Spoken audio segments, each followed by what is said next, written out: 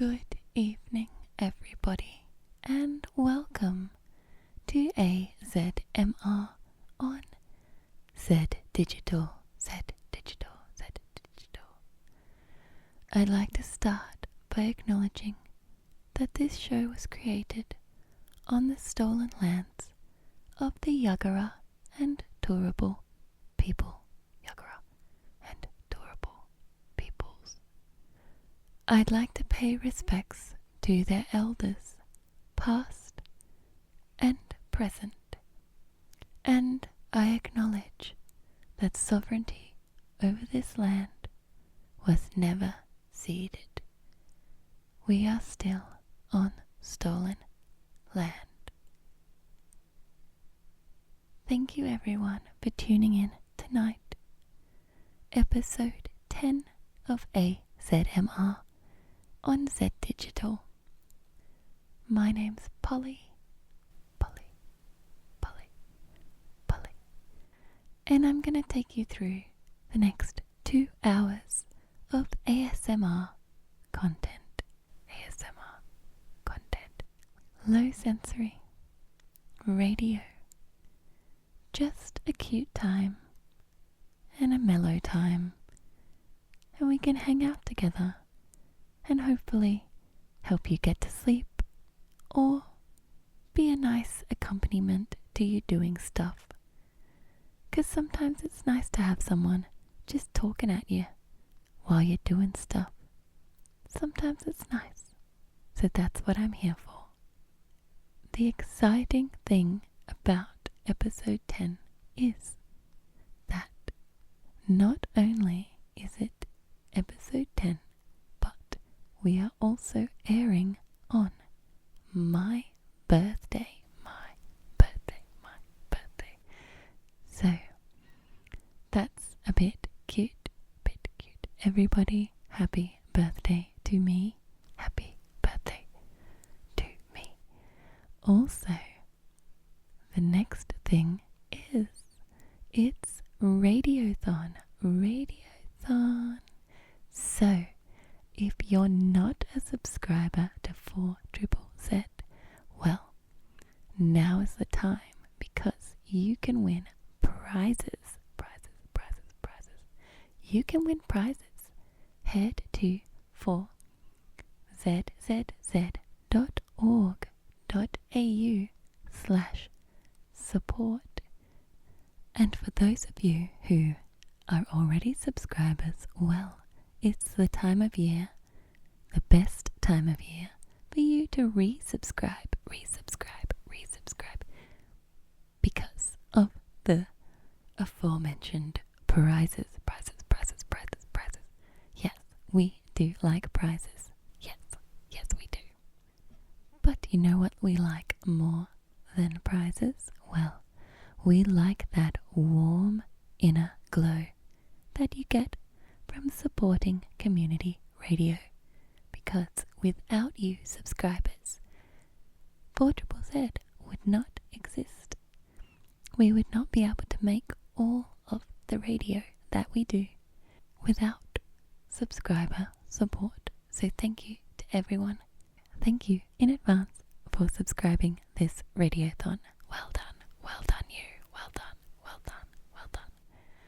Now it's the part of the show where I'm going to plug the social media. If you want to catch the last 6 episodes, you can head to the 4ZZZ on demand website for zzz.org.au/program/AzZzMR, and you can go have a listen to the last 6 episodes. But if you want to hear episodes that are older than the last 6 episodes, you can head over to YouTube to the AZMR channel, AzZzMR.4ZZZ, and you can listen to the earlier episodes with relaxing visuals. It's just like wind blowing in trees and candles and shit, but hopefully it's nice and relaxing for you. We also have Facebook and Instagram. Facebook and Instagram.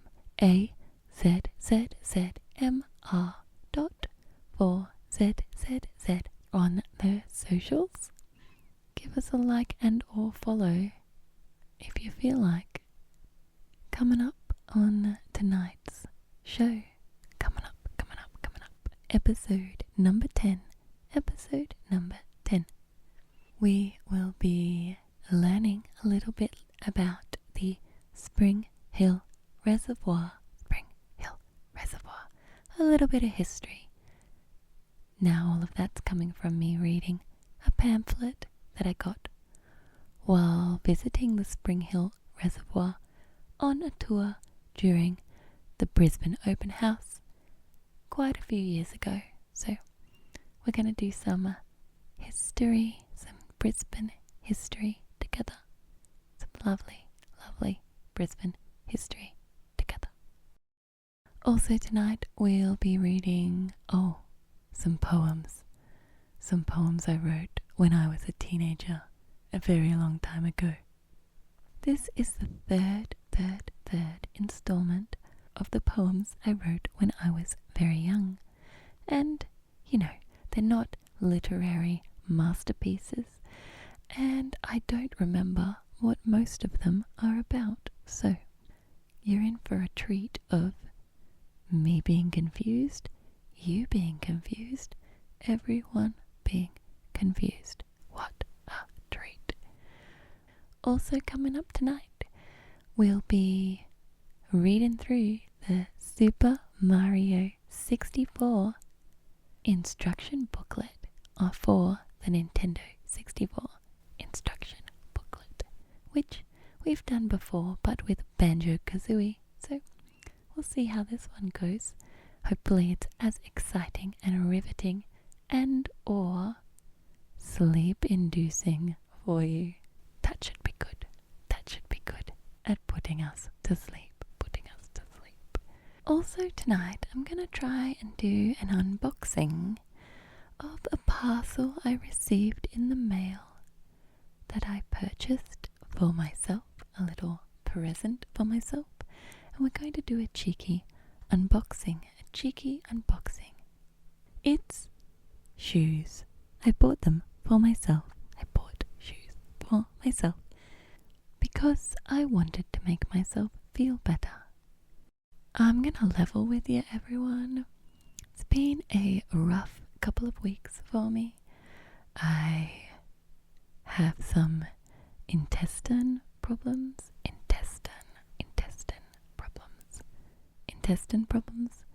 at the moment, and it's pretty painful, and things are bleeding that shouldn't be bleeding. So it's not been the best. I also can't eat a lot of things because of the problems. So, birthday is cancelled, everyone. Birthday is cancelled. And I had even just done my grocery shopping, so I have all this food, and I can only eat like low fiber stuff. So, it's not going well, but it's fine. But on top of that, had busted my hand at the football game a couple of weeks ago. It's not broken bones, but the ligaments and the cartilage are not doing great at the moment. So, bit sore there, bit incapacitated, just a bit useless at the moment, really. I'm just a bit useless. And on top of that, it's my birthday. I'm just over here. I can't even play my teeny tiny violin for all my issues because the doctor told me not to play any instruments.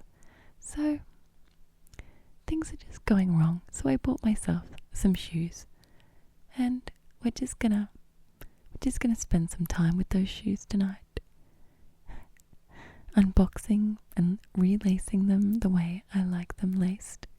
So there's going to be some shoebox noises and some shoe noises and some laces going through the lace holes noises. And somewhere in the show we'll have some piano which will be recycled from a previous episode, because I can't even noodle on the stupid piano, so I'm sure you won't notice. I'm sure you won't even notice. So, it's fine. Everything's fine. You know what? I'm actually just gonna get stuck into the shoe unboxing first, actually. So, if you've just tuned in, I don't know, maybe you skipped the intro for fun. We're doing an unboxing of some shoes I bought for myself to make myself feel better. And it's gonna be like an unboxing video, but just sounds of unboxing. Probably a little bit of me telling you things as we go along. So it's quite a hefty package. It's not that hefty really. It's literally just shoebox sized.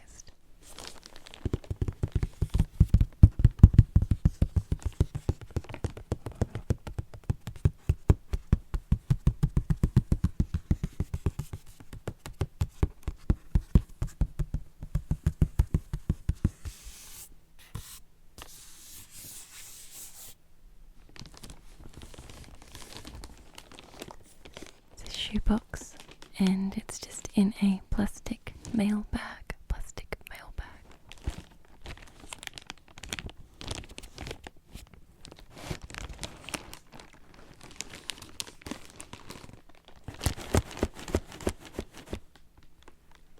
Doesn't shake very well.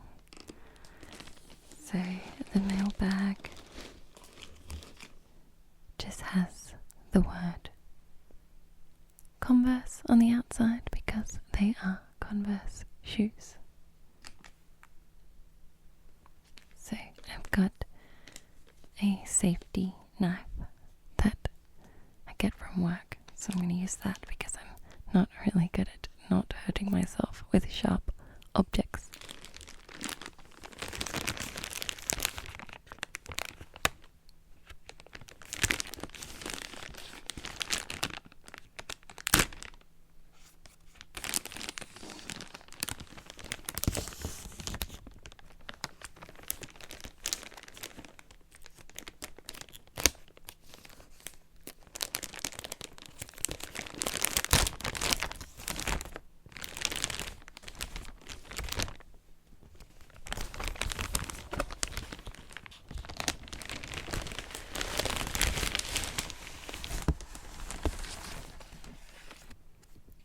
Now I have this shoebox out of the mail bag.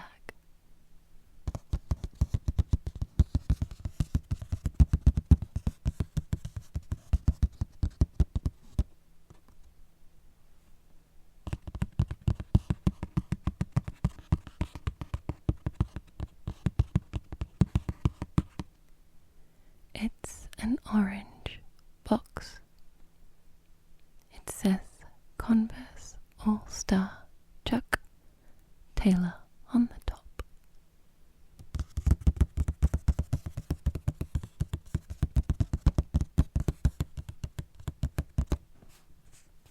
It says Converse on two of the other sides. On one end it says it has a label, a white label, Converse Unisex, men's 5, women's size 7, UK 5, European 37.5, 24 centimeters. Made in Vietnam. Chuck 70 Deluxe Heel High Egret / Egret / Egret. That's the colour. Usually Converse shoes come with 3 colours, and even if it's all material will be one colour, and the sole bit will be another, and then the star or whatever, if it has one of those logos, will be another colour. But all of the colours I got were egret, which is like kind of an off-white colour. On the bottom of the box it says 100% recyclable. This box deserves another chance to hold a pair of Converse shoes. Please recycle. Box made in Vietnam. Vietnam. Vietnam.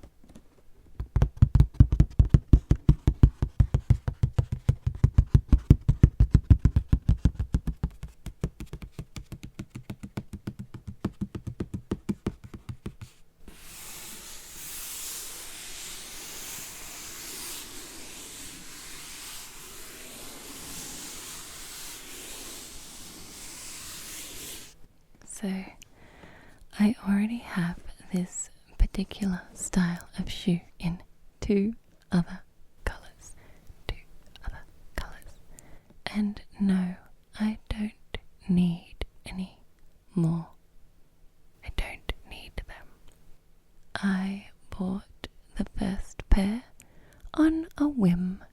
I was walking past the Converse store in the shopping centre, and saw the shoes in the window, and they're just the high-heeled deluxe ones, and they're just the classic black and white regular Converse looking shoes. So I bought them a bit spontaneously, and I was a little bit late for my Saturday morning radio show on Triple Z 102.1 FM.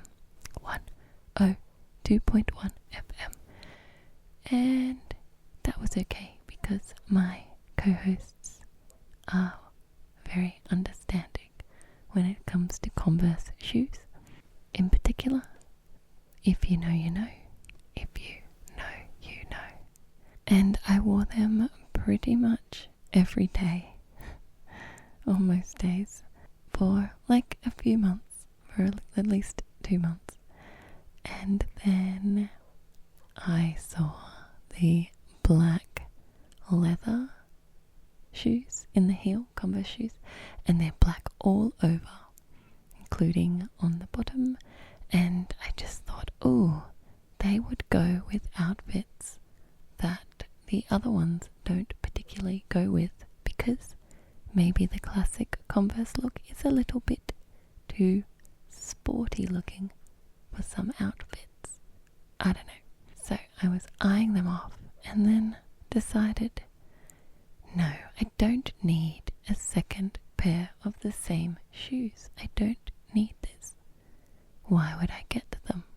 But then I received a reminder to get my cervical screen because 5 years had passed since my last cervical screen. So it was time.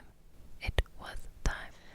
And generally that's something I put off, something I don't enjoy getting. So I was putting it off, and a friend told me that I just needed to set a little reward for myself to go and do it. And I decided my reward would be those shoes. So I ended up getting them, was a couple of months later. So that was a lovely little reward for myself. And I wear them a lot. Very, very a lot. And it ended up being not too bad, the cervical screen. For those of you out there who have a cervix, they've changed the way they do it. You don't have to, they've made a new way. You can do the cervical screen. You can self-test, so you would still go to the doctor's practice or reproductive clinic, wherever, and they would give you the test and you do it there. And it's super duper easy and pain-free. Pain-free. So if you have a cervix and the cervical screen is something that you typically put off, I recommend going and getting it done because it's much, much, much, much easier and pain-free now. So go do that, go do that, go do that. But back to the shoes. So these last pair I got because I've been a bit unwell and it's my birthday. So I thought this will cheer me up. So I just went on the internet and was like, what can I buy? What can I get? Wound up on the Converse website and got another pair of these shoes with coupons and specials, so they were actually not too expensive, which was nice for me. These ones are, it said egret, but they actually are like knitted, I think. The part that's usually canvas is like a knit, so we'll see what they look like when I open the box.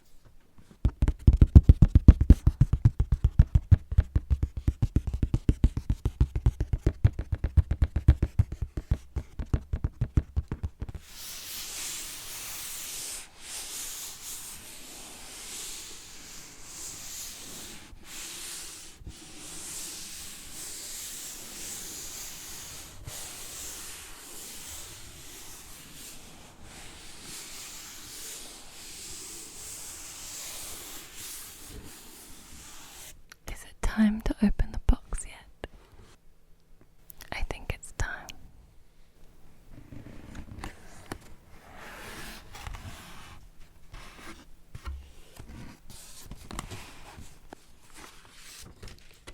There's an invoice. My bad, it's actually a returns form, online returns form. Which put that aside.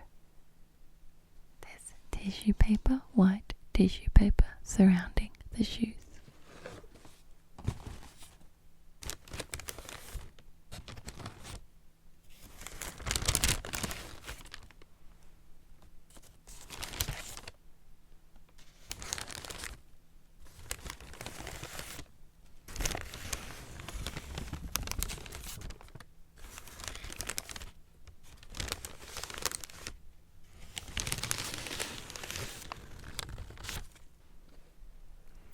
I have one of the shoes out of the box.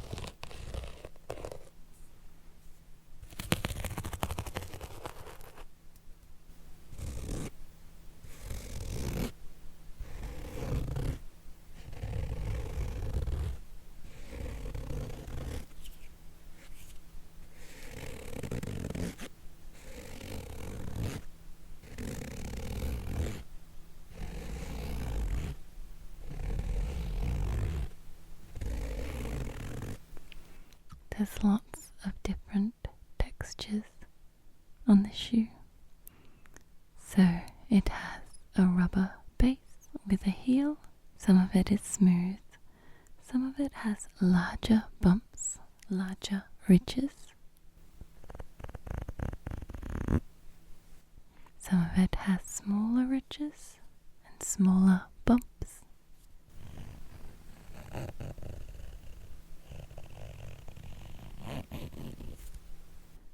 And then the main body of the shoe is like a knitted texture.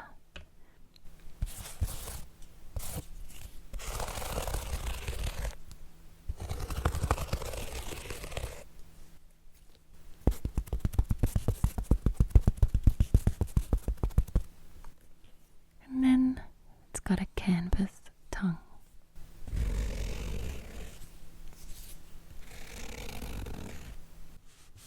Inside there is a card paper insert, which I'm just going to take out now.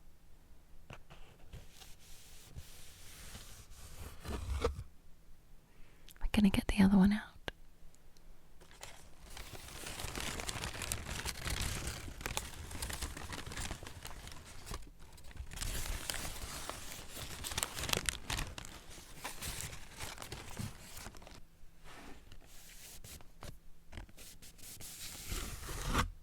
And now I have an empty shoebox for me to put all my trinkets in.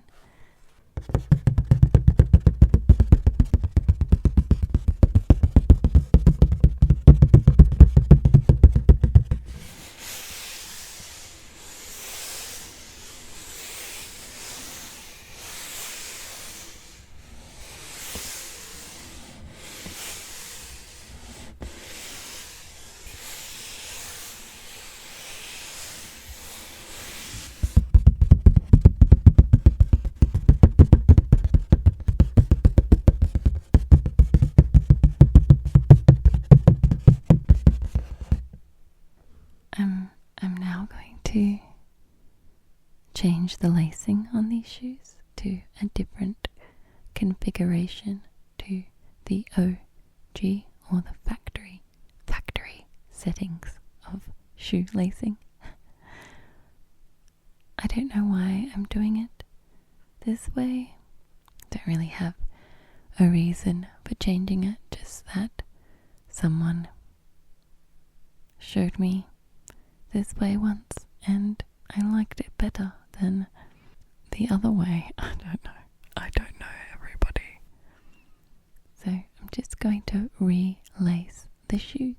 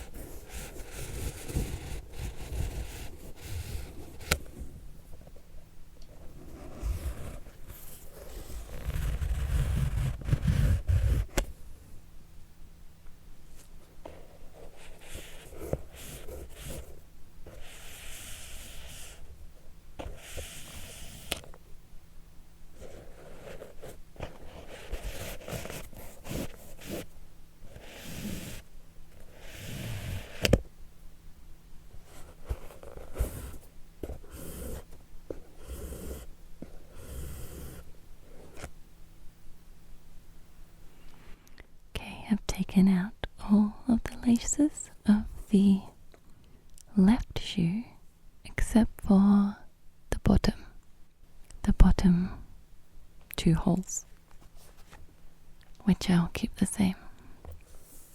Now I'm just going to make sure that the shoelaces are the same length, or each side is the same length.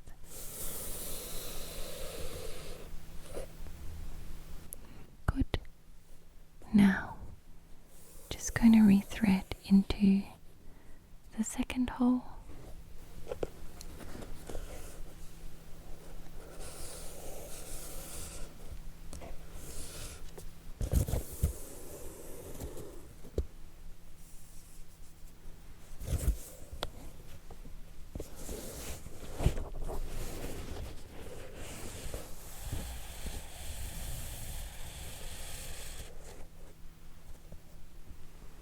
And the third holes.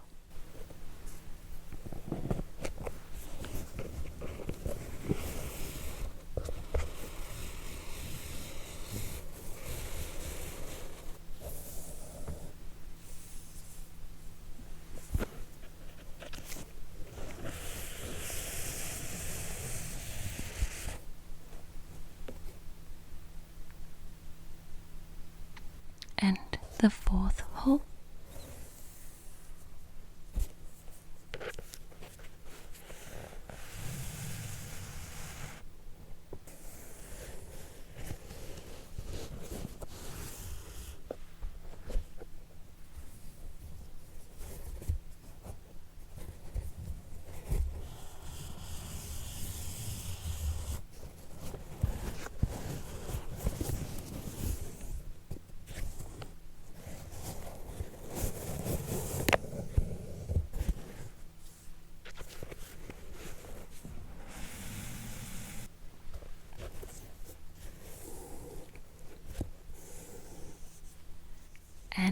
the 5th holes.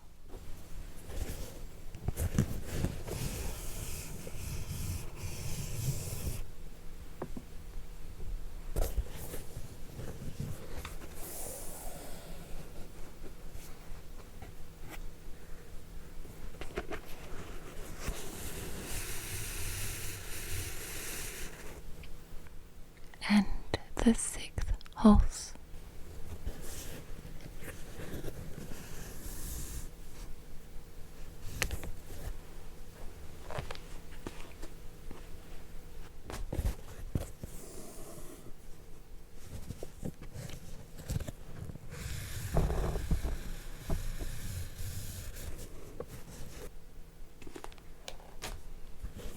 And the 7th and final holes.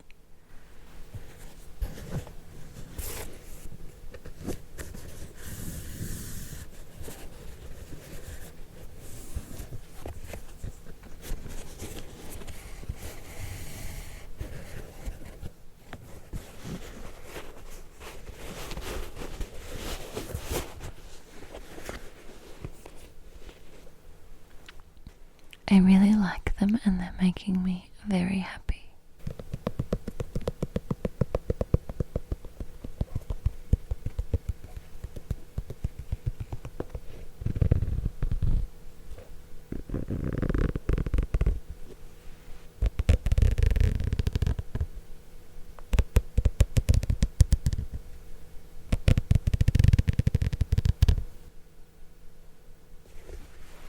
I'm going to do the other shoe now. But I'm just gonna get stuck straight into it and not tell you what I'm doing. Yes.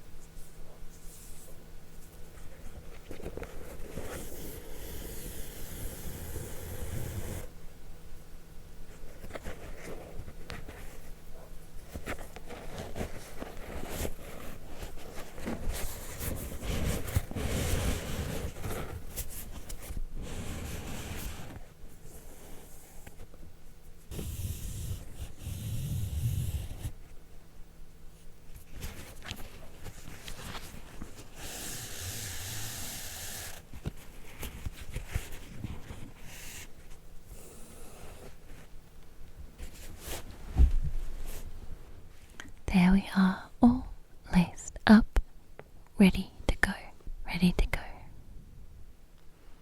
Well, we've finished opening and lacing up the new shoes. So, I guess it's time to do some other stuff, other stuff. It's time that we get on with the rest of the show. Thank you for helping me unbox my new shoes, everybody. Giving me the moral support that I needed to relace them the way that I like them to be laced. I think that it's time to get on with a little bit of history. We like a little bit of history. A little bit of history. For the next part of the show, I'm going to be talking about the Spring Hill Service Reservoirs.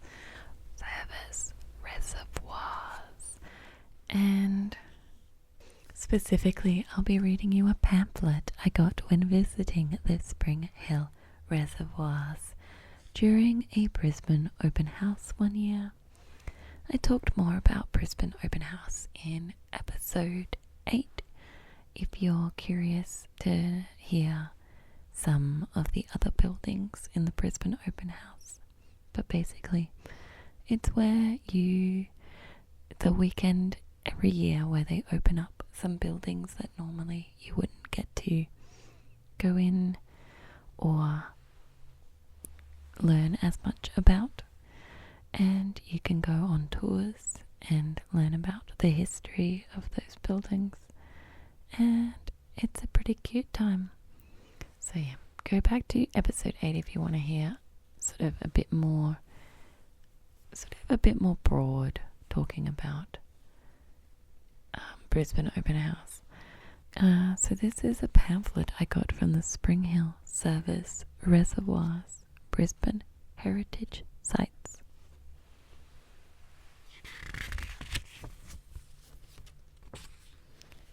These unassuming structures located behind the old windmill tower in Observatory Park played a vital role in the provision of fresh water to Brisbane from 1871 until decommissioned in 1962. In 1863, Brisbane Municipal Council adopted a report by civil hydraulic engineer Thomas Oldham for a long-term solution to supplying water to the city's rapidly expanding population. The proposal involved the damming of Enoggera Creek in the current suburb of The Gap, with gravity feed reticulation to the city and a service reservoir near the top of Windmill Hill, Wickham Terrace. This was a far-sighted scheme to provide 12 months' water supply to 200,000 people, 5 times the population at the time. Construction commences. Construction of the dam began in 1864. By early 1867, Brisbane town had a reticulated water supply which was extended to South Brisbane in 1870. However, the mains did not supply the elevated areas, and the Water Board decided to construct a small service reservoir near the observatory. Tenders were called for the construction of the reservoir in either concrete or brick. The first contractor began in concrete, changed to brick, but did not complete the contract. The Water Board decided to complete the structure under the supervision of its Clerk of Works. Did you know 69,000 bricks were purchased to construct the first reservoir? When complete, it measured 18 by 9 meters. It held 570,000 liters of water, 4.1 meters deep. The outer walls were 35 centimeters thick, and the interior was divided into 9 squares by arched brick walls. On the 24th of February, 1871, the reservoir was completed and filled with water. It was filled for 10 hours every evening to supply the stored water throughout the township the following day. The site was fenced, and an inspector's cottage constructed nearby to maintain water quality.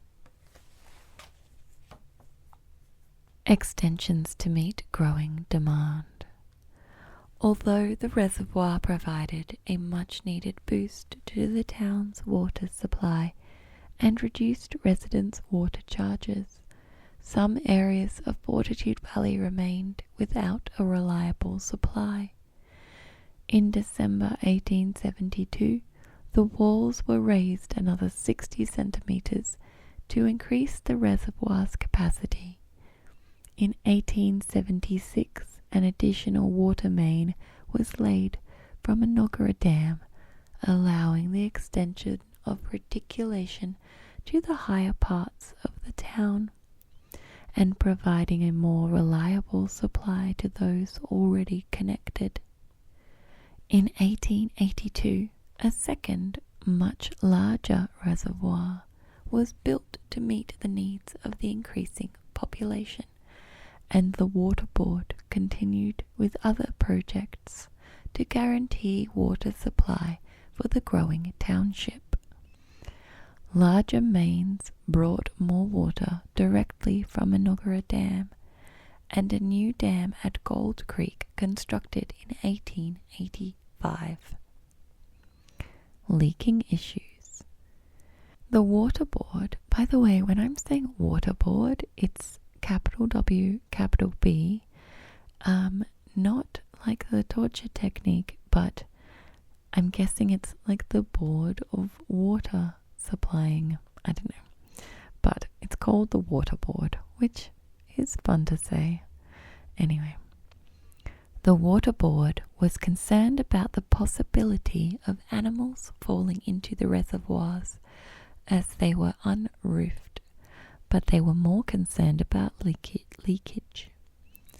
In 1889, the small reservoir was cleaned, painted, and cement washed on the inside and clay puddled on the outside, but continued to leak. From 1898 to 1906, the reservoirs were taken out of use, although the larger one was kept full in case of emergency. Roofing the reservoirs. In the early 1900s, the tanks were brought back into service to assist with the still increasing demands of the city. Both reservoirs were roofed. Nearby grapevines and a mulberry tree were removed to avoid root damage to the walls, and the internal walls of the smaller reservoir were cement rendered to prevent leaking.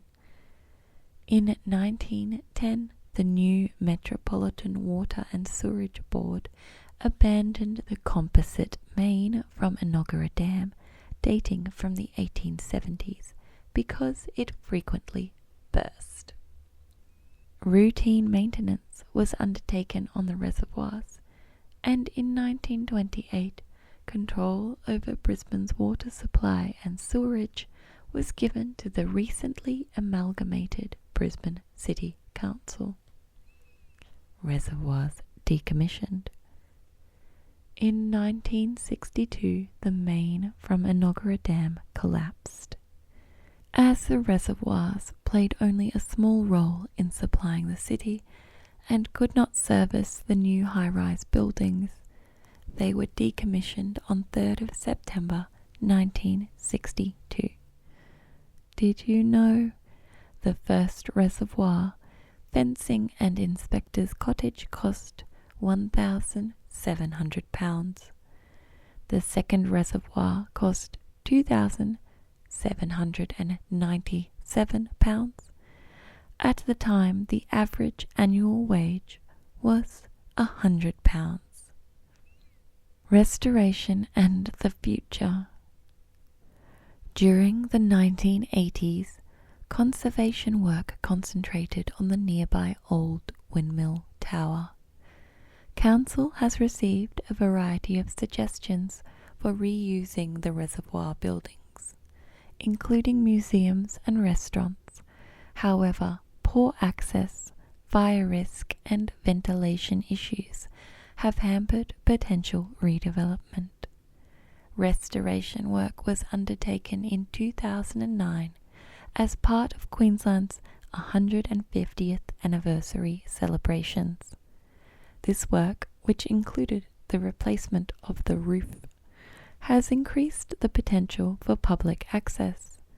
The use of the large reservoir as an underground venue for opera was the first test of sensitive reuse for the reservoirs, and the first time the public has been able to access this space, constructed more than 130 years ago to store water for Brisbane.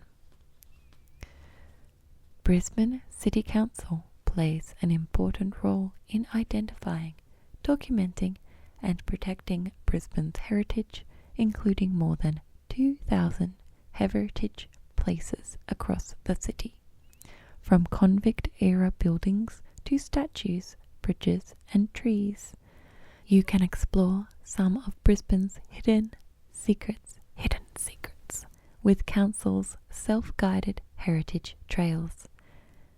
Visit www.brisbane.qld.gov.au/heritage trails for more information or to download trail brochures. Oh, I should download more trail brochures and read them. I'm going to do that later. And it says printed on paper from responsible sources. So that was quite interesting. I do know that they often use it for opera. You can go to an opera show or an orchestra show inside the Spring Hill Reservoirs. When we went there for open house, they had a bunch of art installations set up in the various kind of caverns, because it's quite a kind of a big space that's separated. It's sort of just got columns, like big arched columns throughout, just for like load bearing purposes. But because of the arch of the columns, I think it feels like it's separated into lots of small rooms, even though they're just columns. But yeah, I think the arches give it a more of a segmented vibe. And they had a lot of music installations, I think, and art and light and music sort of combined installations in there. I can't remember any specifically, but I remember pretty lights and soothing music. So very ASMR friendly, I think. And it was also kind of echoey, I think. Yeah, cool. So good. Spring Hill Service Reservoirs. Bit of Brisbane history there for you, because we are, of course, in Brisbane, Meanjin, Queensland, Australia, for those who are in other places who are listening in. Thanks for tuning in. You're listening to AzZMR on Zed Digital. Yes, cool, yes. It's time now for the third installment of reading poems I wrote when I was a teenager. If you're interested in the first and second installments, they are on episodes 5 and 7, I think. Episodes 5 and 7. And, some of them are okay, and some of them are less good. So, been good to embarrass myself, I think. I'm sure. Anyway, so we're going to read poems 13 through to 18. I've been doing 6 at a time, which seems to be enough. It's enough. Okay. So we're going to start with number 13 tonight. Number 13. 8th of February 2004. 2004. This poem is called When Things Shouldn't Be. Oh no. I sense some angst incoming. This is... Okay, I'm trying to work out the rhyming convention. I think it's A, B, A, C. Not all of the poems rhyme, but a lot of them do. I do like things that rhyme.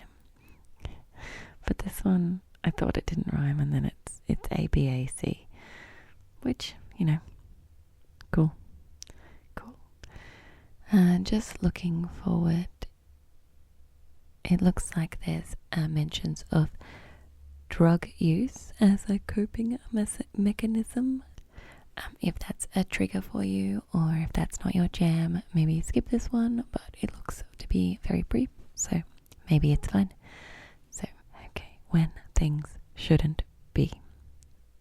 When friends say things about you that aren't quite true, it makes you feel like bursting into tears.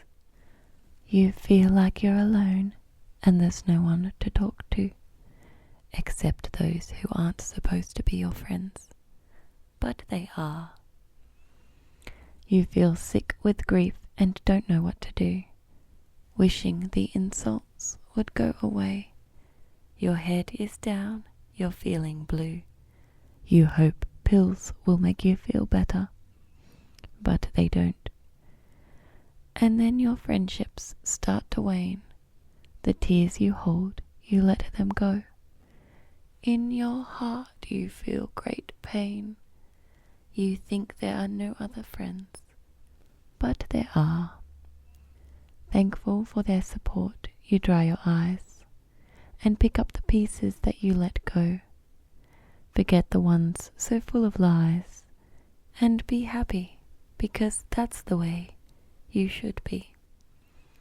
But if you reface the friends that weren't true, hold on to your wit, don't lose yourself.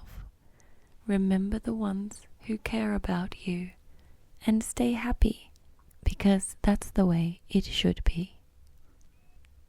Okay. I sense drama in the friend group. I don't have any recollection of which friends I was talking about or what I was talking about at all. I don't know who the friends that weren't supposed to be my friends were, but they were my friends, but they weren't supposed to be. I don't know. This all feels like drama, which is fine. Good. Look, it looks like whatever happened, I ditched my friends and went to other friends, but I don't remember doing that, so it's potentially those whatever went wrong we made up. So cool. Okay, let's move along. Number 14. 9th of February 2004, 2004. So this is the next day. This poem is called Almost Isn't All of It, and I haven't really skimmed this, but it doesn't look like it's about, so I remember this poem was inspired by my mum saying almost isn't all of it, and she wasn't talking to me, she was talking to one of my brothers,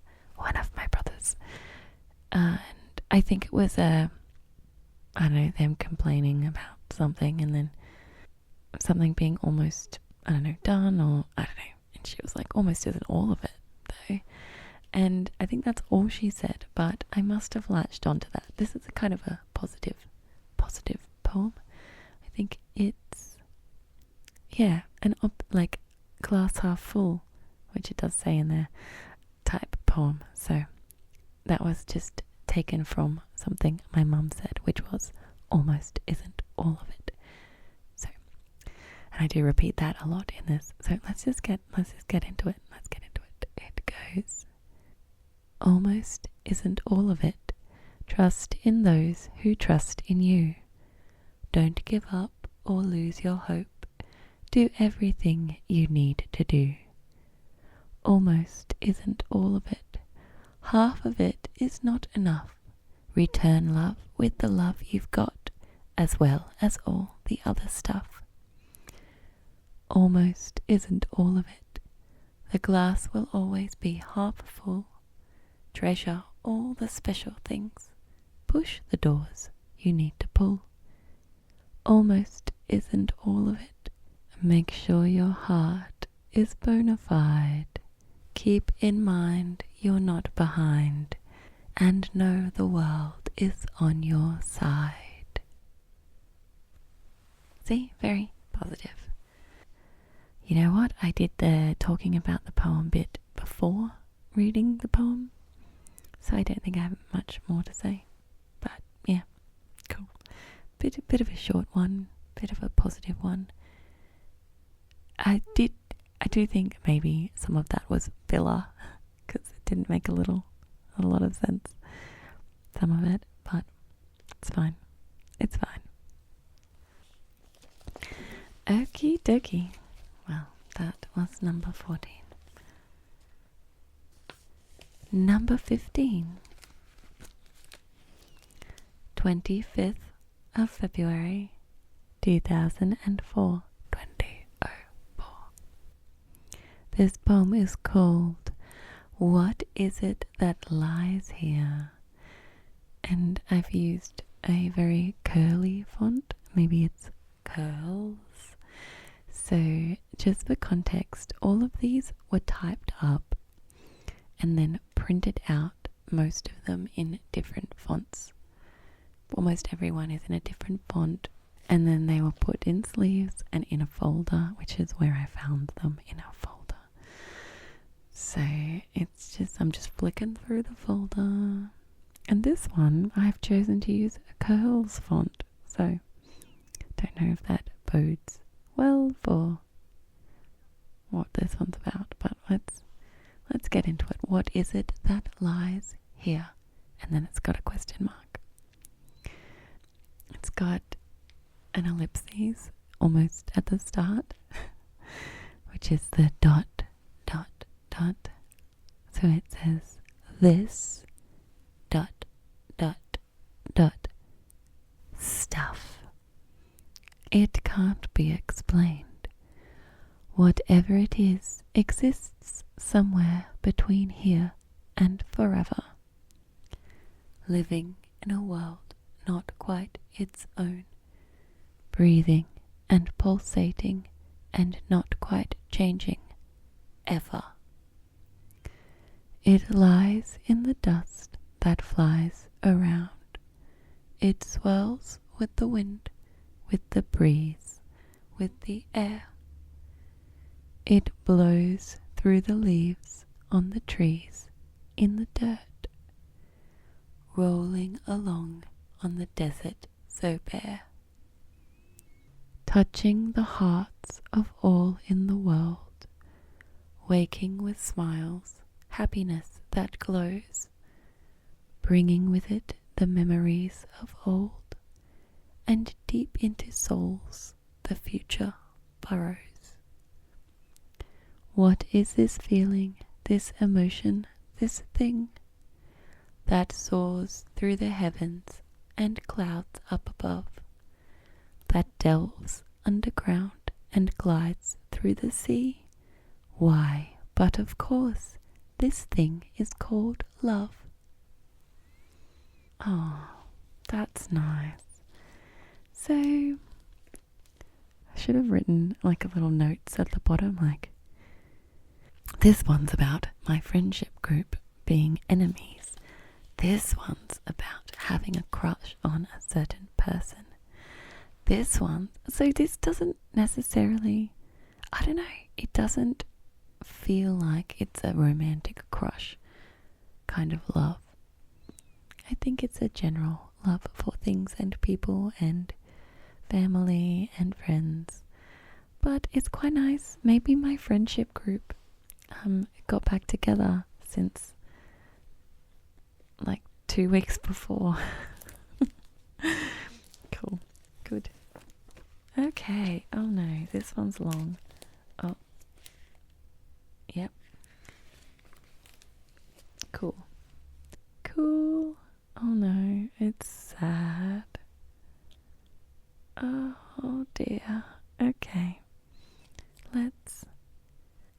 Just a trigger warning for suicide, mentions of suicide, and self-harming in this one.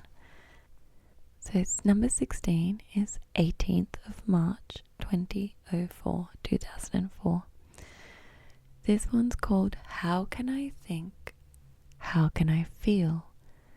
And How Can I Think is just in normal font, and How Can I Feel is in italics.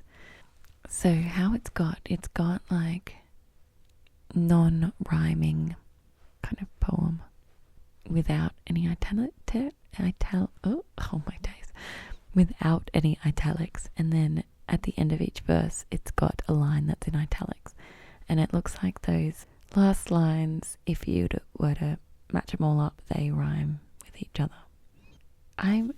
What I'm vibing is that the non-italics are what I'm thinking and the italics are what I'm feeling. Okay, so I think that's what we're getting at here. So, well, let's get stuck into this. How can I think? How can I feel? I wish I wasn't here, but if I wasn't here, then where would I be? Drive away my fears. Would I be someone else whose heart holds the same hatred of living as my own? Help me kill my tears. But if I hate me and I was someone else, then whoever else I was, I would hate them because they would be me. Drive away the lies. And if I hate me, then maybe I don't deserve to be someone else because me is all there is left. Listen for my cries. Is this punishment? Does anything matter? Could I kill myself? Drive away the night. If I let my knife pierce my flesh, would I really become unstuck from the jagged remains of existence? Could I? Help me find the light. If my soul could bleed, would red be the color of its blood? Drive away my hate. Would the open wound throb with the surging pain of living? This sadness I create. Is my soul me? Do I have a soul? Does existence hurt? Do I exist? Drive away sorrow. Is there more to existence than broken wrists and crimson blood? Stem these veins that flow. If there is more, don't show it to me. I don't deserve it. Stop my crimson blood. If I knew what more there was, I wouldn't be better for it. Kill my crimson flood. If I didn't exist, where would I be? Help me. So that was grim. I don't know what this was about, but maybe it's leftover from the friend drama of the earlier. I don't know. So it mentions self-harming, but I don't think, like, I have always been sort of afraid of veins, I guess.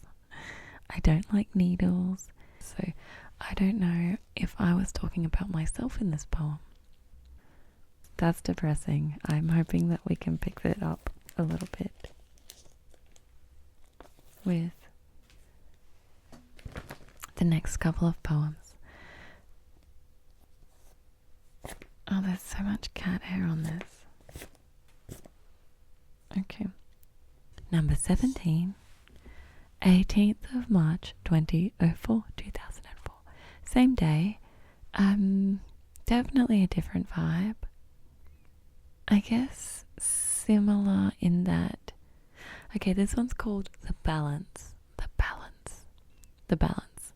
Which I guess that one had like the how can I think, how can I feel, this and that. And I guess this one's The Balance, and it's also got a kind of a this and that vibe.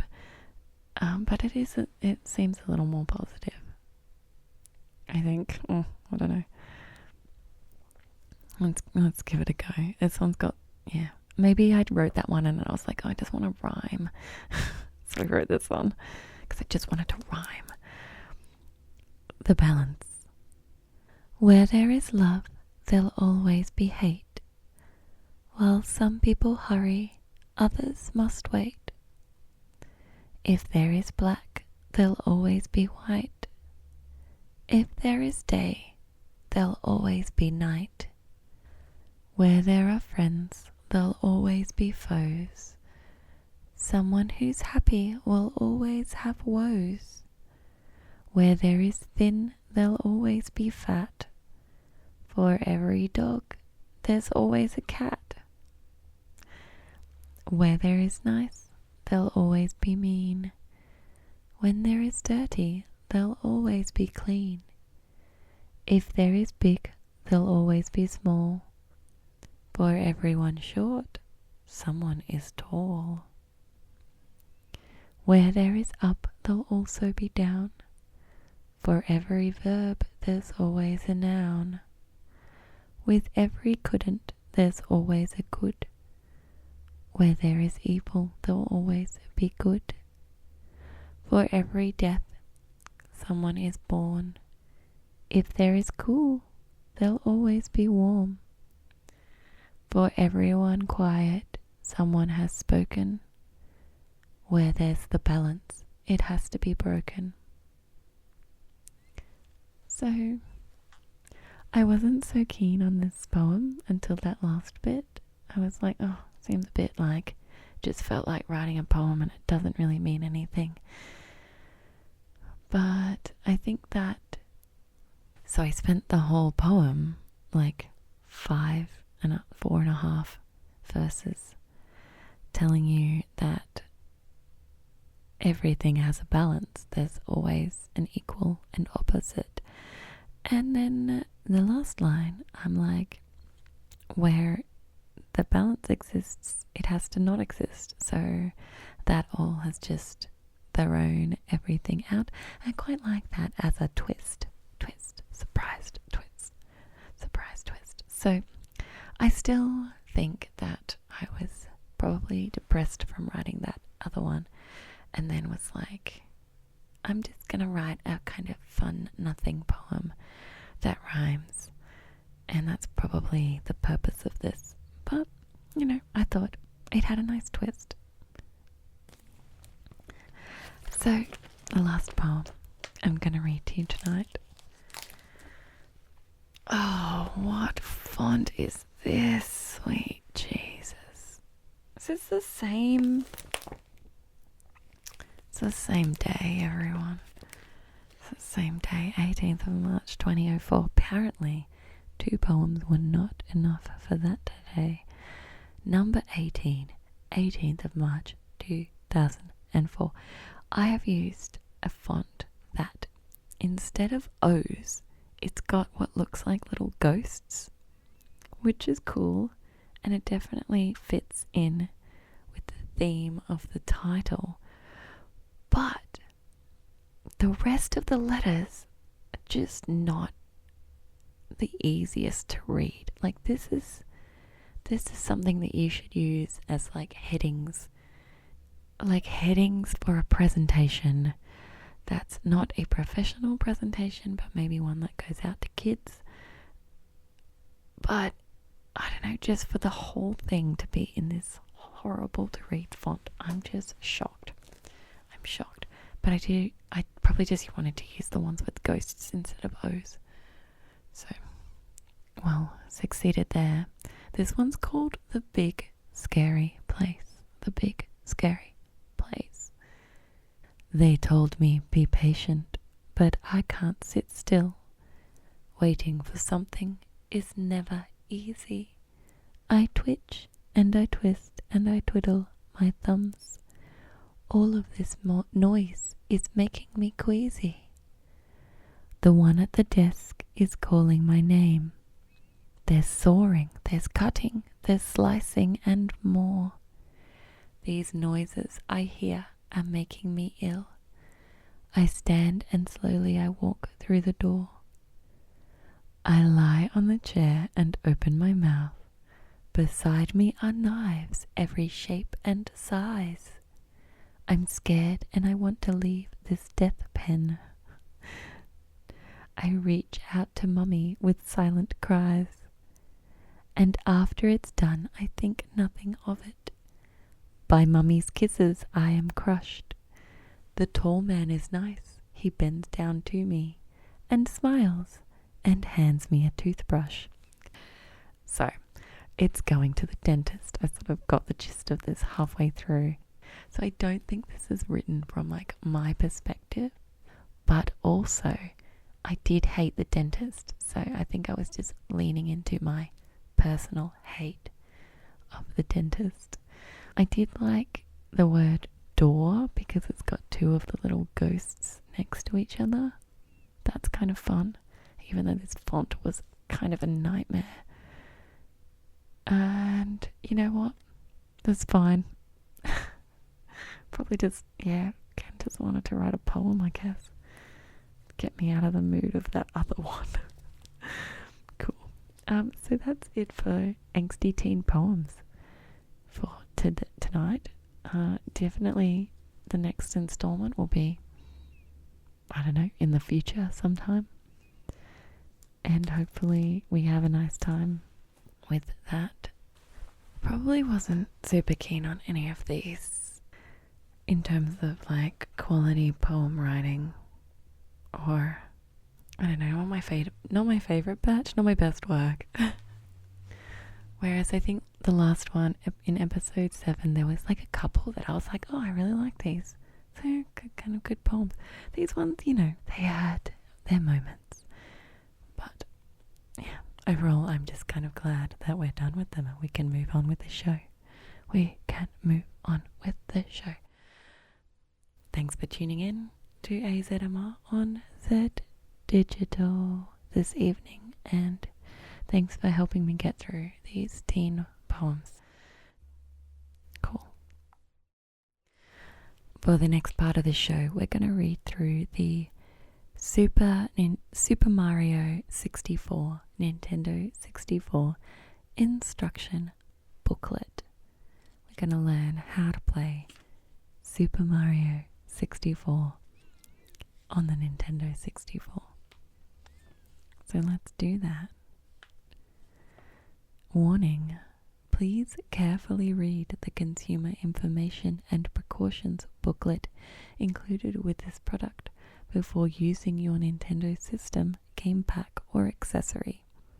Original Nintendo Seal of Quality. This seal is your assurance that Nintendo has reviewed this product and that it has met our standards for excellence in workmanship, reliability, and entertainment value. Always look for this seal when buying games and accessories to ensure complete compatibility with your Nintendo product. Thank you for selecting the Super Mario 64 game pack for the Nintendo 64 system. Please read this instruction booklet thoroughly to ensure maximum enjoyment of your new game. Keep this instruction booklet and warranty information in a safe place for future reference. I don't think it meant this type of future reference, but if you lost your Super Mario 64 instruction booklet, well, you've come to the right place. 1997. Nintendo Co. Contents: using the controller. 2. Story. 4. Before starting the game. 6. How to operate Mario. 8. How to play the game. 16. Items. 18. Camera operation. 20. Tips and other details. 22. Important information. 24. Warranty and service information. 25.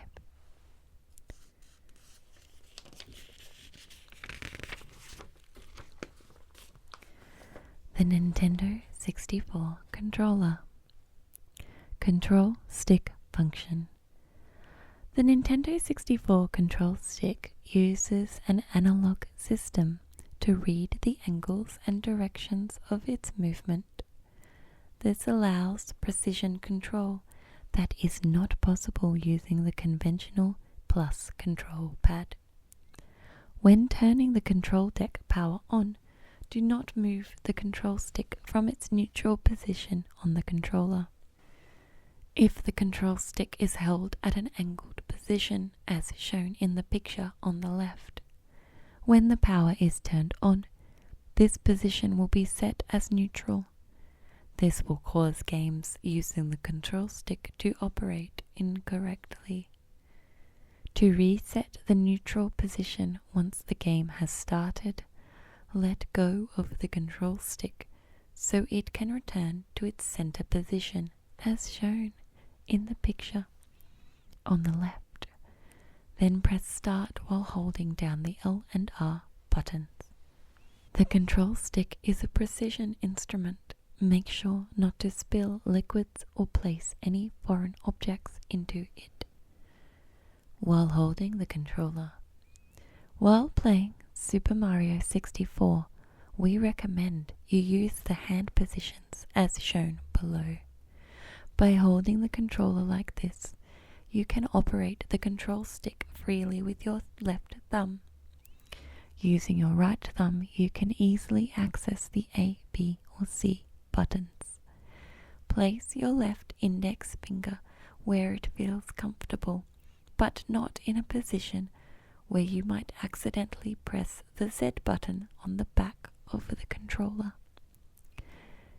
Connecting the Nintendo 64 controller.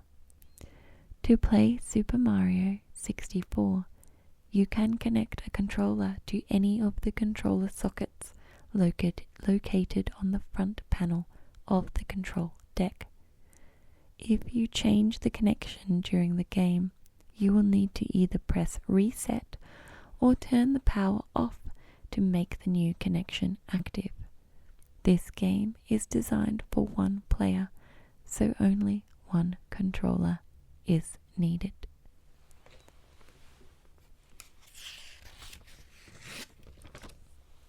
Story. Will Princess Toadstool be kidnapped again? Is there no end to the constant feuding between Mario and Bowser? Mario, please come to the castle. I've baked a cake for you. Yours truly, Princess Toadstool. Wow, an invitation from Peach. I'll head out right away. I hope she can wait for me. Mario is so excited to receive the invitation from the princess, who lives in the Mushroom Castle, that he quickly dresses in his best and leaves right away. Something's not quite right here. It's so quiet. Shaking off his uneasy premonition, Mario steps into the silent castle, where he is greeted by the gruff words, "No one's home, now scram, bwah ha ha." The sound seems to come from everywhere. Who's there? I've heard that voice somewhere before. Mario begins searching all over the castle. Most of the doors are locked, but finding one open, he peeks inside. Hanging on the wall is the largest painting he has ever seen, and from behind the painting comes the strangest sound that he has ever heard. I think I hear someone calling. What secrets does this painting hold? Without a second thought, Mario jumps at the painting. As he is drawn into it, another world opens before his very eyes. And so begins the grandest of all adventures. Once inside the painting, Mario finds himself in the midst of battling bob-ombs. According to the bob-omb buddies, someone or something has suddenly attacked the castle and stolen the power stars. These stars protect the castle. With the stars in his control, the beast plans to take over the mushroom castle. To help him accomplish this, he plans to convert the residents of the painting world into monsters as well. If nothing is done, all those monsters will soon begin to overflow from inside the painting. A plan this maniacal, this cunning, this must be the work of Bowser. Princess Toadstool and Toad are missing too. Bowser must have taken them and sealed them inside the painting. Unless Mario recovers the power stars immediately, the inhabitants of this world will become Bowser's army. Well, Bowser's not going to get away with it, not as long as I'm around. Stolen power stars are hidden throughout the painting world. Use your wisdom and strength to recover the power stars and restore peace to the mushroom castle. Mario, you are the only one we can count on.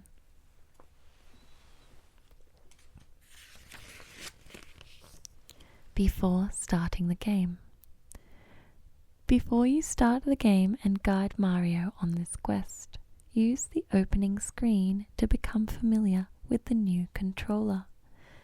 Insert the game pack into the Nintendo 64 control deck and slide the power switch to the on position. When doing so, make sure not to touch the control stick. Mario's face will be displayed, followed by the title logo. Press Start again to go to the Select File screen. Select one of the 4 game files, Mario A, B, C, or D, with the control stick, and press Start to begin the game. Your progress will be saved into the selected file. Audio. Choose from the 3 modes. The one selected will be displayed. Stereo, mono, headset. When using headphones, select this mode for a more natural sound. Score. You can see the score of each save file. See page 17 for details. Press the A button on the score screen to switch between My Score and High Score. Copy. You can copy the contents of one save file to another. This will allow you to play someone else's saved game without affecting their saved data. Erase. Use this only if you want to erase the data saved in a selected file. Erasing the saved data will let you play from the very beginning.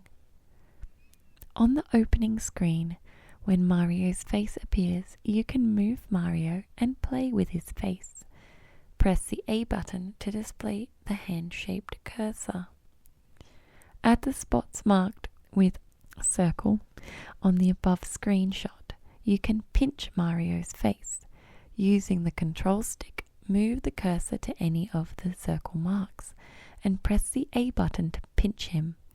Hold the A button as you move the cursor to make Mario's face stretch. Release the A button and his face will return to normal. Before releasing the A button, if you hold the R button, you can pinch any other circle mark and the face will keep its distorted form. Press the B button to make Mario's face zoom and scale in 3 steps. You can rotate Mario's face up and down using these buttons, C up and C down. You can rotate Mario's face left and right using these buttons, C left and C right.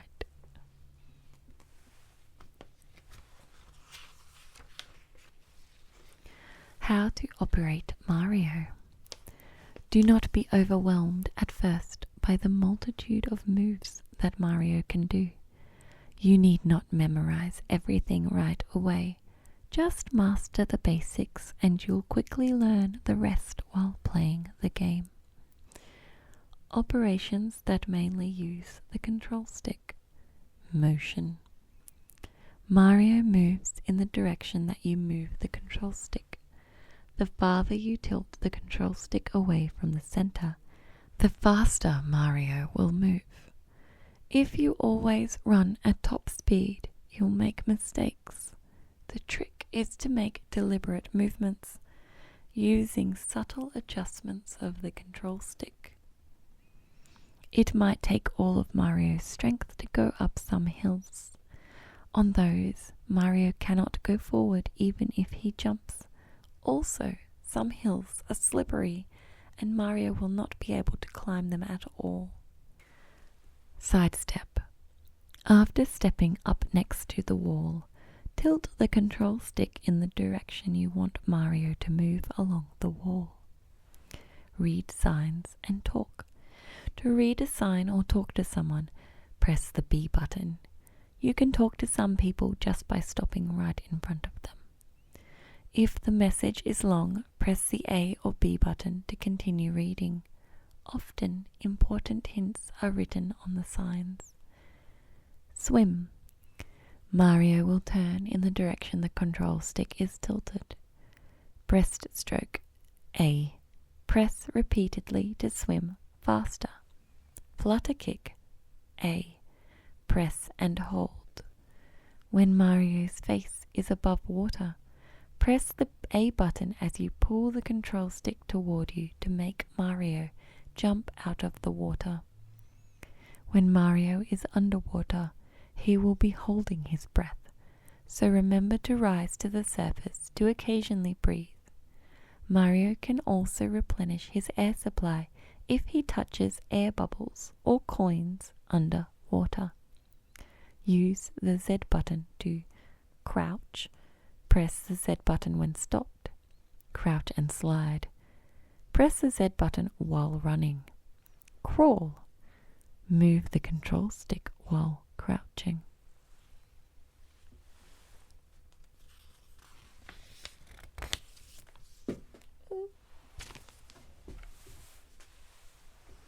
Something fell out. Oh, it's a poster.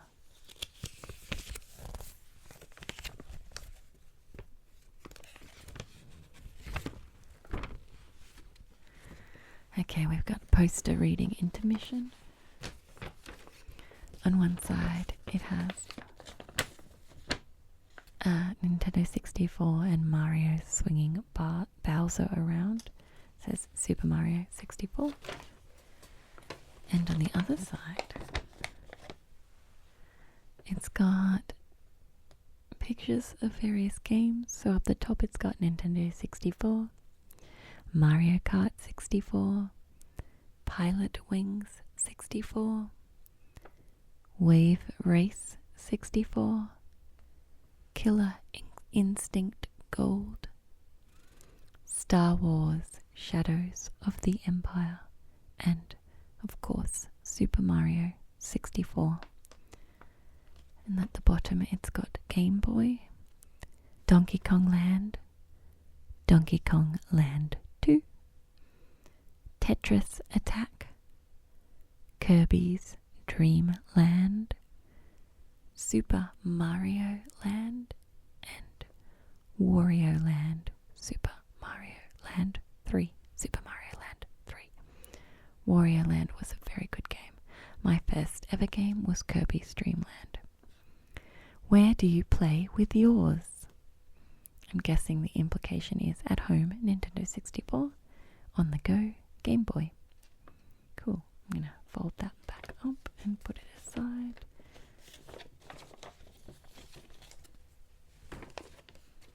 There we go. There we go. Alright, back to business. Operations that mainly use the A button. Regular jump. A, press once. Jump and stomp on some enemies. Ways to jump high. Continuous jump. A plus A. Jump once, then press the A button again as you land. Triple jump with forward somersault. While running, jump repeatedly, and as you land, press the A button again and again. You need speed to do this. Side somersault. While running, press the A button as you make a U-turn. Wall kick. Jump toward the wall and jump again as you hit it, using the Z button. Backward somersault. Z plus A. Crouch where you are and jump. How to jump great distances. Long jump. As you run, press the Z button to crouch and slide, and press the A button to jump. The distance you'll jump depends on how fast you run.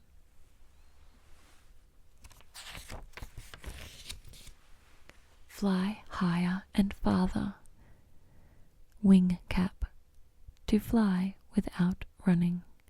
If you do the triple jump when Mario is wearing the wing cap item, see page 19, he can fly for a certain period of time. While Mario is flying, move the control stick left and right to turn, pull it toward you to ascend, and press it forward to descend. To land, press the Z button. You can look around while flying using the C buttons. Cannon shot. You will find cannons in many courses. See page 18. If Mario gets inside the cannon, it'll shoot him out. If Mario has the wing cap on, he will fly. On the cannon aim screen, change the direction and angle of the cannon's aim using the control stick. Other ways to fly. You can also fly high using other methods. They include stomping on special enemies, then jumping and being carried by the wind. At certain places. Swing or climb.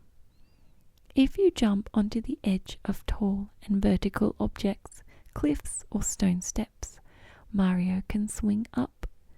Move the control stick in the direction Mario faces to make him climb up. If you press the A button, Mario will climb faster. When standing at the edge of a cliff or stone steps, tilt the control stick slowly to swing. When you want to release, tilt the control stick in the opposite direction or press the Z button. Hang on to trees or poles. If you jump onto a tree or pole, Mario can hang onto it. Move the control stick left or right to rotate around the object. Move up and down to ascend and descend. When Mario is at the top of the object, move the control stick up to do a handstand. While hanging on the tree or stick, press the A button to jump and land backwards. When you jump from a handstand, Mario will jump higher. Press the Z button to let go. Hang onto a wire net. At places where a wire net is suspended overhead, Mario can hang onto it if you jump and hold the A button. While Mario is hanging on, you can move him using the control stick.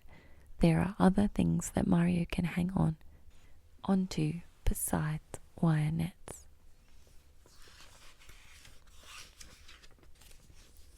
Operations that mainly use the B button. Punch, B, press once. Kick, B. If you punch repeatedly, Mario will kick the third time. A plus B. Press B while jumping to kick high. Jump kick. A plus B. Press B while jumping to kick high. Hold and throw. Approach and B. Approach something Mario can hold, then press the B button to lift it. Press the B button again to throw it in the direction the control stick is tilted. If the control stick is in the neutral position, Mario will just set the object down. There are some things Mario cannot throw. Swing. Mario can swing some enemies around when he holds them. After grabbing the enemy, swivel the control stick. Press the B button again to toss the enemy. The faster you swivel the control stick, the farther Mario can toss the enemies. Slide attack.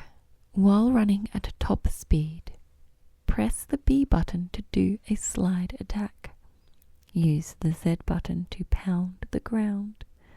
Press the Z button while jumping to squash enemies or destroy blocks. You can also smash some objects into the ground. Trip. Press the B button while crouching. Slide kick. Press the B button while crouching and sliding. How to play the game. The power stars stolen by Bowser are hidden throughout the courses. To restore peace to the castle, retrieve the power stars, the castle layout and the courses. See the sketch of the castle's structure. Inside the castle, there are 15 main courses and several mini courses. To enter most courses, jump into the paintings hanging on the walls. Look carefully. There are a few courses that you'll enter from unexpected places. The relationship of power stars and the star door. Hidden in each course, there are 6 power stars. Inside the castle there are doors marked with a star. Behind these lie new courses. To open these doors, you need to collect a certain number of power stars. The more power stars you collect, the more places you can go to in the castle, and the more courses you can attempt. It is not necessary to find every power star. Before entering a course, press start inside or outside the castle to see the number of stars you have collected in each course. There's a diagram here showing the basement, first floor, balcony, courtyard, second floor and third floor. Keys and doors. Besides star doors, there are doors that cannot be opened without a key. To get the key, you must find ... About saving the game. Every time you collect power stars or keys, you can save the game to that point. Previously collected power stars are displayed in a dimmed out fashion on the course. If you pick up the same star again, you can end the course, allowing you to save as well. You can see the contents of saved games by selecting Score on the Select File screen. Total number of power stars collected, the number of power stars collected in each course, My Score, and High Score. My Score indicates the largest number of coins collected when you got the power star in each course. Press the A button to switch to High Score and display the highest score of all 4 saved game files. The on-screen displays remaining number of Marios. When your power meter is exhausted or you fall out of the course, you lose a Mario. Power meter. If you touch an enemy or fall from a high place, the meter will decrease. The amount depends on the damage received. When all power is gone, Mario will pass out. the number of power stars collected, the number of coins collected, camera distance, see page 20. Is the edge of a course the end of the world? When you get to the edge of a course, you can go no farther. You have reached the end of that world. If you jump or fly into an invisible wall at the edge of a course, it might bounce you back into the course. How do I get out of the course? If you want to leave the course you are currently in, let Mario come to a stop and pause by pressing Start. Select Exit Course to return to the main hall of the castle.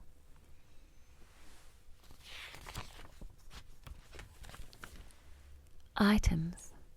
Some of these items are needed to collect power stars. Some items will replenish strength too. Star coins, 3 different colors. Yellow coins. If you collect 1 yellow coin, your power meter will recover by 1. If you collect 50 coins, you'll earn a 1-up. If you collect 100 coins, the coins that appear, and then it's got a question mark, so who knows what happens. It's leaving some things open-ended. The coins that appear when you defeat enemies will disappear after a short time. Blue coins. The blue coins equal 5 yellow coins. They appear when you press the blue coin switch, and they'll disappear after a short time. Blue coins will also appear when you destroy certain enemies. Red coins. The red coins equal 2 yellow coins. There are 8 of these coins in each course. Collect all 8 in one play to make a power star appear. See page 22. Handy items. Spinning heart. If you pass through it, your strength power meter will recover. The faster you run through it, the more strength you'll recover. 1-up mushroom. Collect this to increase the number of Marios remaining by 1. Koopa shell. Hit a yellow block or stomp on Koopa to find this item. If Mario rides on the shell, he will be invincible until he hits a wall or goes to a place he could not go normally. Cannons and bob-omb buddies. On some courses you can find bob-omb buddies. When you talk to one, it will open the cannon hatches. Cannons can be used to shoot Mario far away. 3 switches and 3 caps. Somewhere hidden in the castle are red, green and blue cap switches. If you step on these switches, all the semi-visible blocks of that color in the course will fill in. Jump at the blocks to break them open and reveal the caps hidden inside. With these caps on, Mario will gain a power for a certain period of time. You can save the game after stepping on a switch. Red block, wing cap. With a wing cap on, Mario is able to fly. See page 12. Green block, metal cap. You can bounce back off enemies. You won't be damaged when you touch flames. You won't be affected by water or toxic gases. You will be able to walk on the sea floor, but you won't be able to swim. Blue block, vanish cap. You won't be damaged by flames.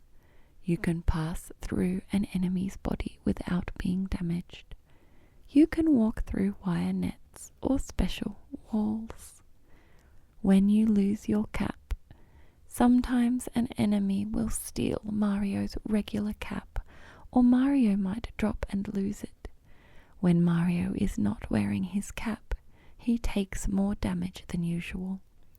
You can always find a cap Mario lost in the course where he lost it, so retrieve it as soon as you can.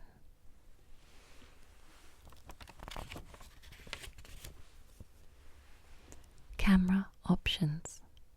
One of the tricks to this game is to use the camera skillfully. You are not just the player, but the cinematographer too. Mario's camera operators are the Lakitu Bros.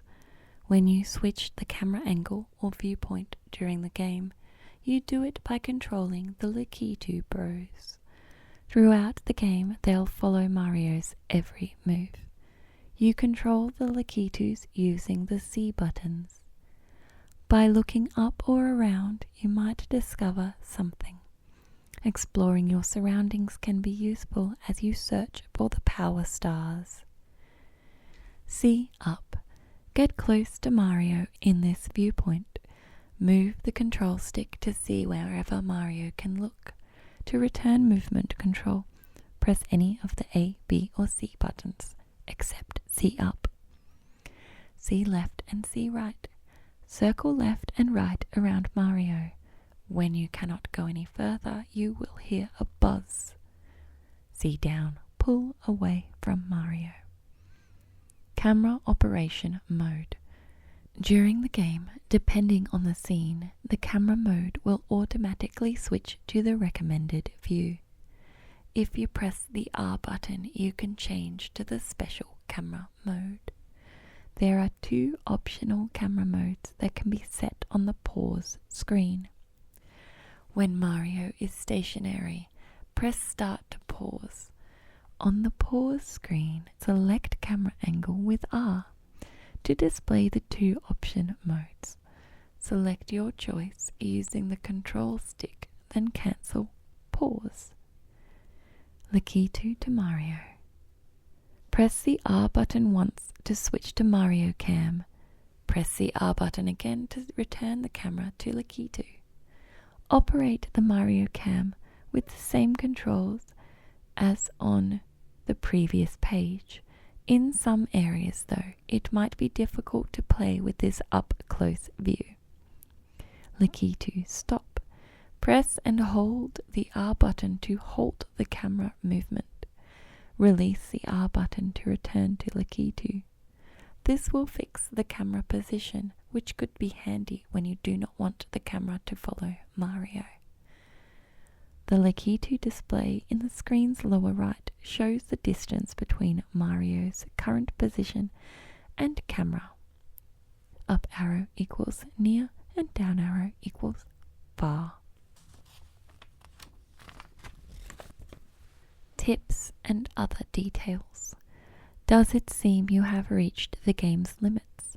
Have you reached your own limits? It is possible that you could be forgetting or not noticing something very simple.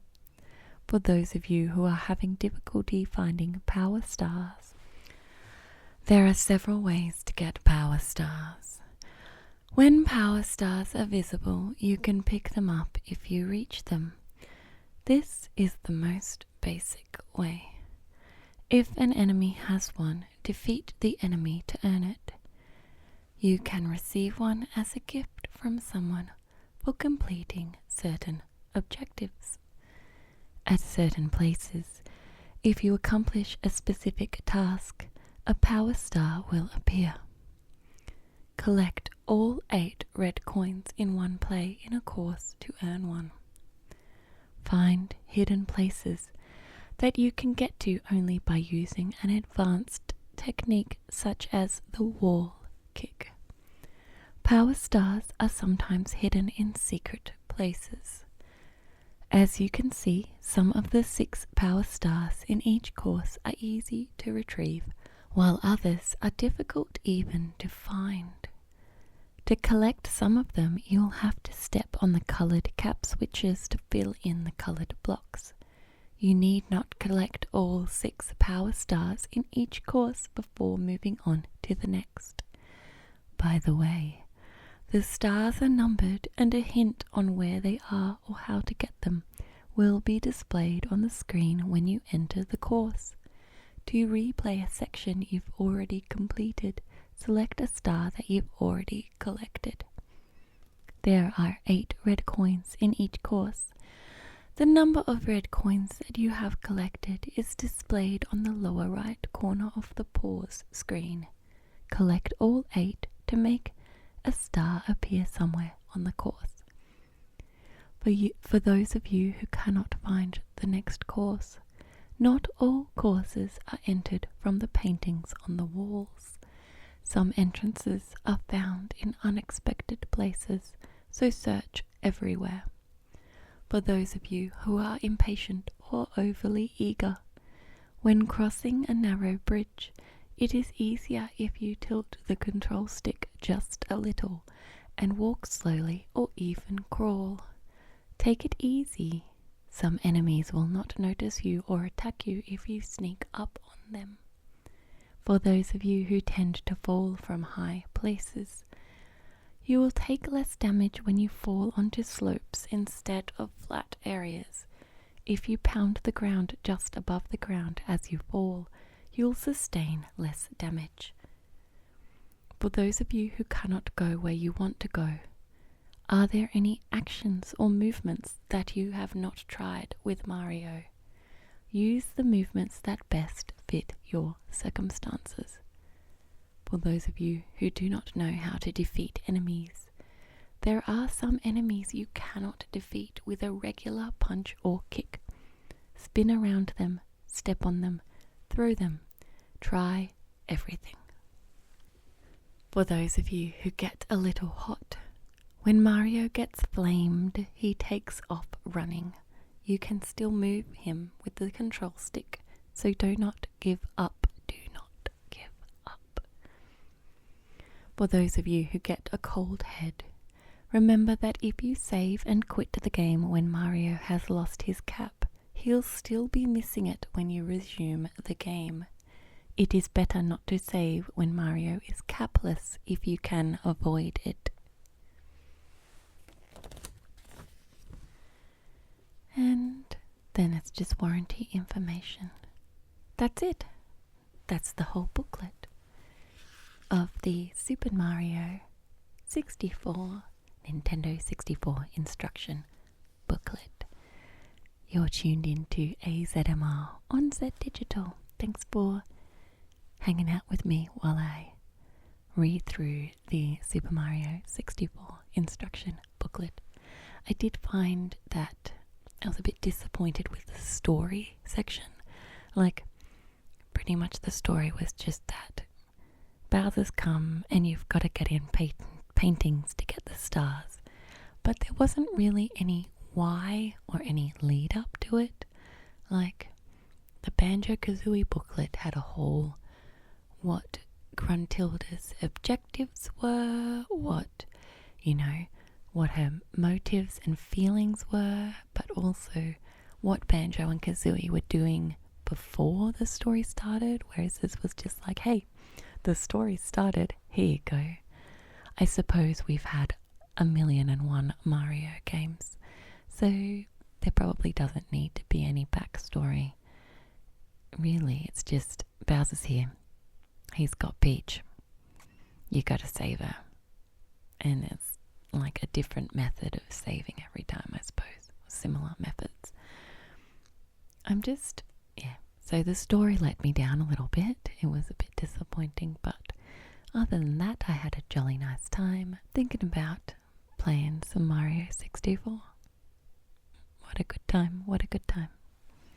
Okay. I'm now going to play some gentle piano music for the rest of the show, just to help you drift off to sleep, and to help you lose a hold of today into yesterday, and lose yourself into your dreams. I hope that you find it soothing, and I hope that it helps you drift off to sleep. While I play the music, I want you to feel yourself becoming heavier and heavier, deeper and deeper into your mattress, and pulled further and further towards your dreams. Thank you, everyone, for tuning in to AzZmR on Zed Digital this evening. Good night, everybody.